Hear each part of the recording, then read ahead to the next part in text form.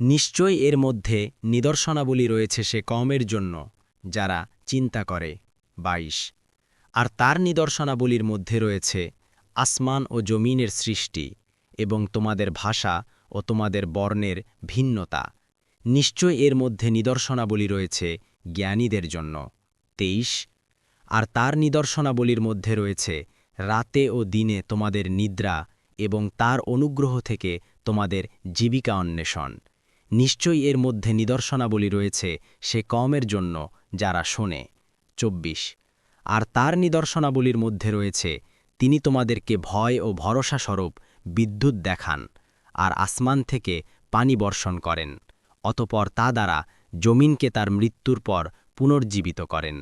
নিশ্চয়ই এর মধ্যে নিদর্শনাবলী রয়েছে সে কওমের জন্য যারা অনুধাবন করে।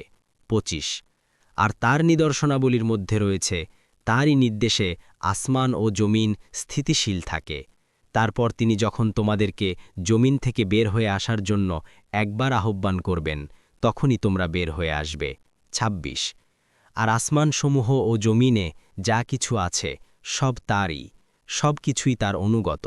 ২৭ আর তিনিই সৃষ্টির সূচনা করেন, তারপর তিনিই এর পুনরাবৃত্তি করবেন, আর এটা তো তার জন্য অধিকতর সহজ।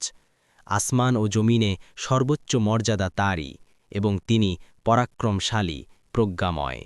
২৮ তিনি তোমাদের জন্য তোমাদের মধ্য থেকে একটি উপমা বর্ণনা করেছেন।